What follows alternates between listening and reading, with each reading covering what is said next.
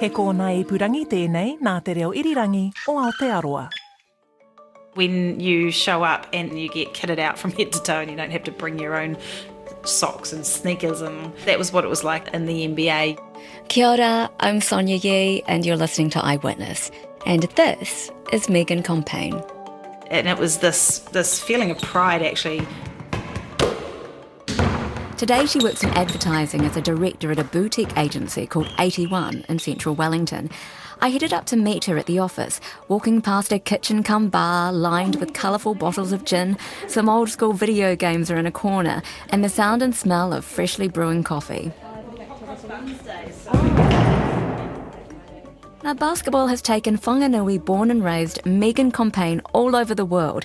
She competed in the 2000 and 2004 Olympic Games, but in this story, we're focusing on how she made history as the youngest player and the only New Zealander to be selected for the Women's National Basketball Association, the counterpart to the NBA in the United States. The latest chapter in the history of women's sports, the debut of the WNBA. And you'd expect she was born with a basketball in her hands. But it wasn't until I was about 13 that I picked up a basketball. My form teacher was the basketball coach, so he said, come along. My cousins were very good basketball players, and I kind of looked up to them. My brother always gives me absolute crap for this. He reckons he's the one that got me into basketball. He likes to claim it. We played a little bit of hoops outside, normal stuff that kids do. And Megan has always been athletic. She did gymnastics and competed in national and regional competitions, but she quit when she was about 14, realising she was just far too tall. And like many Kiwi girls, she played netball. But there was something about basketball that just felt right. The passion and the love grew from standing in magazine stores and literally flicking through magazines, basketball magazines, to know who was doing what, and the NBA players, and learning from people that went to the States and taped games. And Michael Jordan's Come Fly With Me came out, and somebody you knew had it on tape, and it just became, religious. You watched it before you went on a tournament or played for your school. And I think one night a week, on a Thursday night at about 10:30, they played one NBA basketball game. So you just had this hunger for more, and the only way to get more was to go over there. So when someone gave me that opportunity, I jumped at it and had the support of mum and dad. Even though she was young, she says it was an easy decision at the time. My dad had an accident when he was really young, and my mum basically became caregiver, and we all care about each other, but it was probably easy to leave because it was really tough at home. And tough living in Whanganui. I just had bigger dreams than that. Is it hard to have big dreams in a small town, though? I think so, but it also gives you motivation. If I had have grown up in Wellington or Auckland, I probably wouldn't have been as ready to, run to the other side of the world to see what the world was made out of. So, as a wide-eyed 16-year-old, Megan took the risk to head overseas. She had her career mapped out in her head. Go for a year, return to New Zealand, finish high school and become a PE teacher. Well, that's the advice the guidance counsellors gave her anyway, because there weren't many avenues for people who wanted to play sports. Once she touched down in the States, aside from her Kiwi accent, it was clear there was a difference between her and the other players. Here in New Zealand, I was tall. I was always played inside, and as soon as I got to the States, I wasn't tall anymore. I was pretty average. Get to the States, I had to completely change my position because I was one of the, shorter ones on the court at 5'9". Megan got offered her first scholarship in high school in a tiny town. Cape May Courthouse, the town, Middle Township was the school. Very much in the kind of north of the northern states, but the racial tension was massive. Megan has flowing dark hair and olive skin. She's a blend of Pākehā mixed with Samoan and African American heritage on her dad's side. In New Zealand, she considered herself brown. In the States, they saw her as white. So it's a very different mindset shift. A lot of racial tension in high school. It was the early 90s. The Rodney King situation had just happened in LA. There was a lot of tension in a lot of places in the States, and that place in particular had quite a bit of bad racial tension. So then how does that come into play when you're going to compete in a sport that's predominantly African American? Yeah, it was interesting because I managed to become a bit of a chameleon. I got along with the white girls on the team and had a lot of really good friends who were the black girls on the team. I was able to bridge a gap a little bit. So Megan spent 2 years in high school in the United States before being picked up by recruiters for college. When I saw the big schools where you were in the middle of nowhere and basically the school's bigger than Whanganui population itself, I knew very quickly that I wanted to go to a small school in a big city. But then the other decision making was what was the best basketball program for me. I committed to a school that was in Philadelphia called St. Joseph's University. So it wasn't an Ivy League school, but it was a private school. Back then the tuition would have been, and this was all covered, the tuition alone would have cost about $35,000 US a year. Now it would be up over 100 per annum. In my senior year, I got Player of the Year. And during this time, Megan watched one of basketball's greatest legends come into being. A young Kobe Bryant was on the cusp of superstardom. I knew him as a kid. So he grew up basically across the street from our college, and he used to train in our gym. So he was younger than you? Yeah, he was 4 years younger, 3 years, and you could tell then he was a talent. He was a high school kid, and you'd have a chat to him, and I've watched personally what happened when he was finishing his high school year. He declared himself eligible for the NBA. He signed a multi-million-dollar endorsement deal with Adidas, and then he got drafted into the NBA and traded to LA. Over the course of his career, he played for 20 years with the Los Angeles Lakers and is considered one of the top players in basketball history. And this whole persona of this person who was a really nice kid transitioned into this gonna be like bratty superstar. It was funny because we used to laugh. It was like, so once you declare yourself eligible for the NBA, you can't park your car in a car park anymore. You just sort of drive up and leave it in the front of like a valet. All of a sudden it became really, really sunny inside and he had to wear his sunglasses. But he was still just Kid Kobe, and none of the rest of the pressure kind of around him at that point. We'll come back to Megan's contact with players like Kobe in just a bit, because this is where history takes a turn for women in basketball. In April 1996, while Megan was in her senior year of university, the announcement came through that the NBA were going to form a women's league called the WNBA. Before that, there was really no professional outlet for women's basketball in the States. Players, if they wanted to continue their career, went to Europe. So when we found out that the WNBA was going to be created, you've got 300 Division I schools in the States with 12 players on each team. So every one of them would be, with players that have aspirations. And then consider all of the top professionals that are playing overseas. So that my first year in the league, there were players that, if you know women's basketball, they're the Venus Williams and the Serena Williams of women's basketball. It was Lisa Leslie coming home to play, Cheryl Swoops, Cynthia Cooper, Dawn Staley, players that played for the USA women's team, icons in the sport. They were the professionals in the league. So this was us going, the WNBA is starting out with 8 teams. There's going to be 12 players on each roster. And there were already some obvious picks for the league, which meant fewer places were up for grabs. So he next thought, who am I? Like this 5'9", lightweighters and not strong compared to them, senior that had aspirations to play in the WNBA as well. Megan was competing against much taller athletes who'd been playing all their lives. It felt like a long shot. They had a draft, and the first 10 spots were drafted in from those 8 teams. So that was the top players playing internationally that weren't in college, then it was the top seniors that were coming out of college.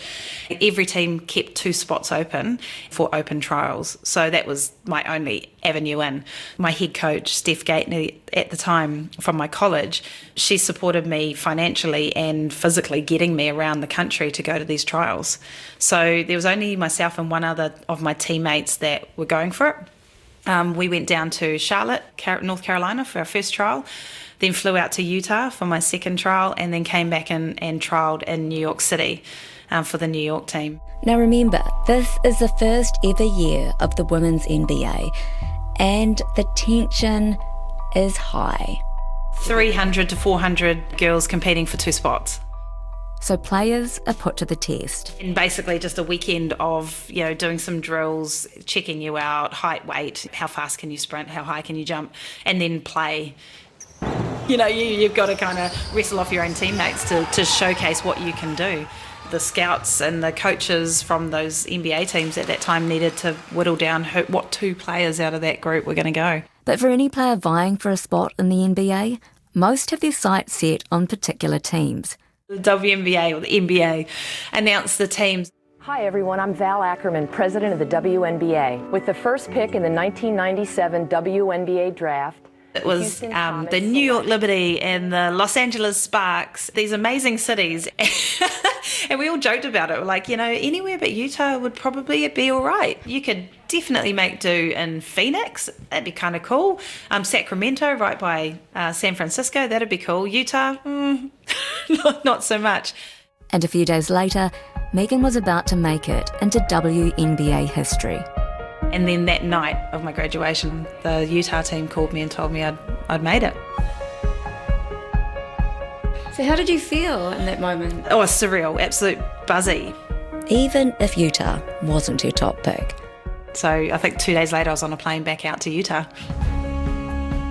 We had African-American players, an awesome Russian player, and then a handful, like three of us were white. And Utah was an eye-opener for this young Kiwi. In research by Utah University, close to 90% of the population of the city is white American or European, and at least 50% of the population are Mormon. Supposedly there is a belief in the Book of Mormon that black people don't have souls, so they're not real people. That's quite challenging, particularly when you're playing with world-class athletes who are African American. But the excitement around a league that was attached to such an iconic league in itself, the NBA, got people excited. It was played in the summer where there was a little bit of a downtime for sports, so they got the formula right. They targeted, families and kids and schools and young girls and the gay community and like a different sort of demographic of people to get engaged in sport. So the vibe was really exciting. The men and the leagues, the teams for the men's leagues themselves really got behind the women's teams to help promote and make sure that it was a success. In most cities where the men's players ended up living, but LA, New York, etc., they would always go to the games. They were sitting courtside, so it was great visuals for television and things to see these NBA superstars sitting front row watching and supporting the women's team. The only two players of note that lived permanently in Utah were John Stockton and Karl Malone, so they were pretty big time back in the day anyway, because Utah was a good team. Now, when you're in an environment like the NBA, you're socialising with other players. Again, Megan found herself crossing paths with Kobe Bryant. And he would have been training for the summer leading into his rookie year, going out to LA. And there was about a month where I came back to Philadelphia after the WNBA season to train. And he was training, and there was no one else really around because it was summer. So it was sometimes just him and me in the gym, in the weight room with his little trainer who was with him till the end. Kobe passed away in a tragic helicopter accident in January 2020, an event that shook the basketball world. Five-time NBA champion, former league MVP Kobe Bryant died. Minutes before that text exchange, the helicopter had already crashed. Investigators have yet to determine. Very sad news to tell the sports world. The LA Times is reporting that retired Los Angeles Lakers basketball star Kobe Bryant has been killed in a helicopter crash. It happened this morning. He's another one that will go down in that, well, was he a brat or was he just competitive? And you can't question that he was an unbelievable athlete with a drive to win, and he did. So he did all that and inspired generations. Speaking of legends, Megan was courtside at one of Michael Jordan's games in 1997, referred to as the flu game. This Jordan arriving about 2 hours ago. He is suffering from flu-like symptoms. According to a documentary released last year called The Last Dance, Jordan had been struck by food poisoning, although no one really knew at the time. We were at that game, the Utah Stars team, because that was our announcement to an introduction. We had just started training, we'd come together, and so at halftime of the Bulls and Jazz game, we went on half court and got introduced to the crowd, which was a massive thrill as well. We had courtside seats, and then after the game, we had parked our cars in the normal player car park area behind security at the stadium. So to get out to the cars, we had to walk back through the tunnel underneath.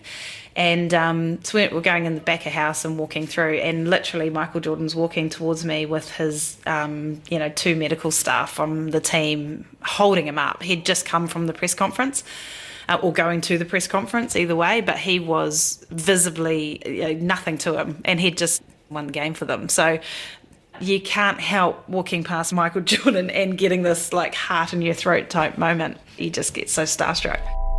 Megan also crossed paths with Canadian player Steve Nash, who today is the head coach for the Brooklyn Nets.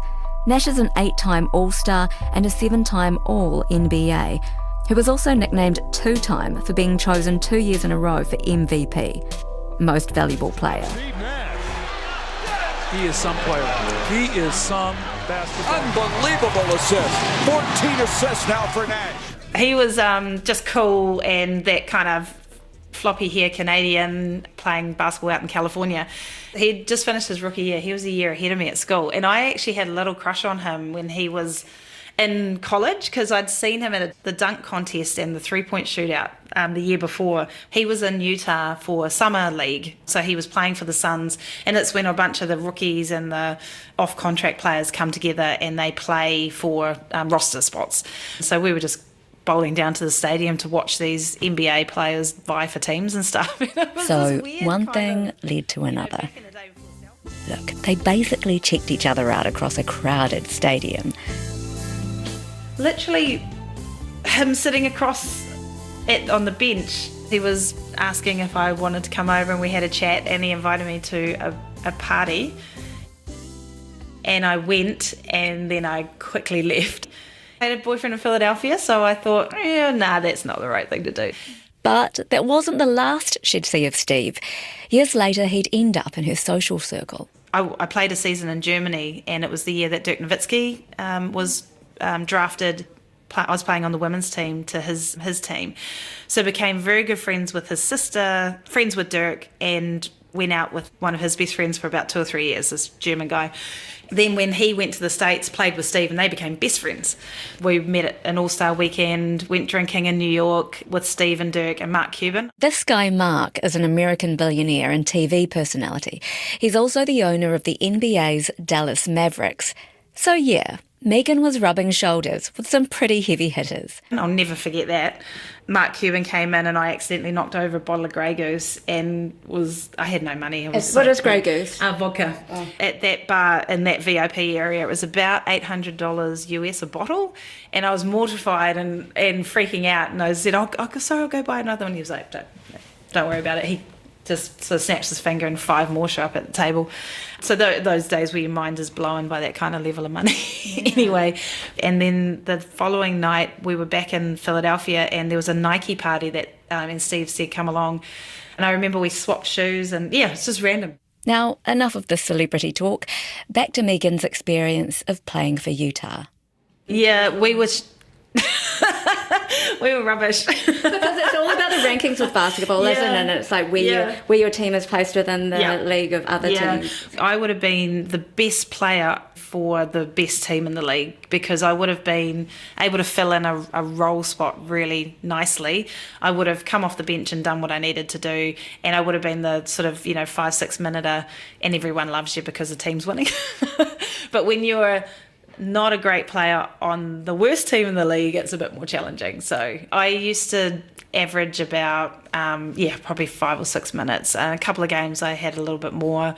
I did really well in the preseason games when they were a little bit freer flowing and looser and trialling things out, and then the coach kind of locked down on what she wanted and I wasn't in the mix, which was a bit disappointing. She was not the best coach in the league either. Tough season. Yeah, I made the WNBA, but we were a rubbish team and I didn't play very much. So Megan spent a year with the Utah team until injury hit.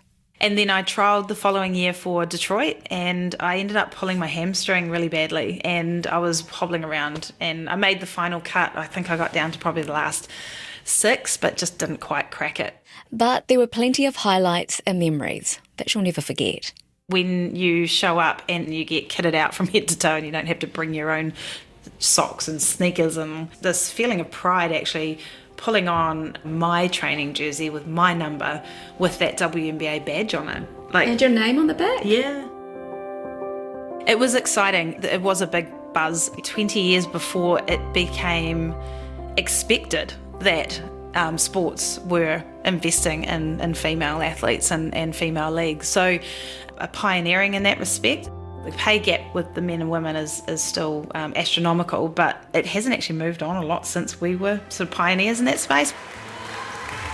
Today, women's sports have gotten a lot more exposure, but even though Megan made history as the first Kiwi to play for the WNBA, no one back home really knew it happened. My mum clipped out a little article, Today in Sport, and it was just a little byline, first New Zealander to make the NBA, Megan Compain, something or other, but that was it. No media calling me, nobody reaching out, no requests for interviews. But for Megan, it was always about the sport. After her experience in the WNBA, Megan's basketball career was far from over. She'd go on to play for the New Zealand team at the Olympic Games in Sydney in 2000 and Athens in 2004, and sprinkled in between with stints playing in Finland, Wales and Germany. After competing internationally, Megan later went on to design basketball shoes for a company called And One. She then transitioned into sports marketing with Adidas, where she also signed athletes. And these days, as well as working in advertising, she's also a basketball commentator for the New Zealand National Basketball League, or NZNBL. And if that's not enough, she's an elected board member for Basketball New Zealand. Yeah, do you have any regrets looking back? And is there anything you would have changed? Should have kept my memorabilia. Should have kept my jerseys. It's probably only become more important or relevant now because I have a 2-year-old. That's when the memorabilia has become important. I think my other regret would be becoming an advocate and a voice earlier. I couldn't name you probably one athlete that hasn't had a dodgy massage experience. It's just wrong. And so you just parked it and got on with it. And you can't do anything about it? No, even if it you're happens vulnerable. again? Now, absolutely. 16-year-old nows know more than 16-year-old me back then. And that's the way the world has moved, thank God. Took too long, but let's not go backwards. We've just got to keep shining the light on bad behaviour.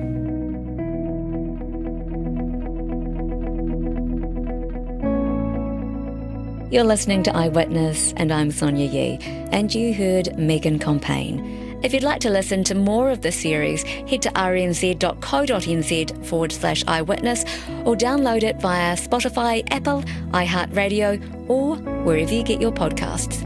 Catch you next time.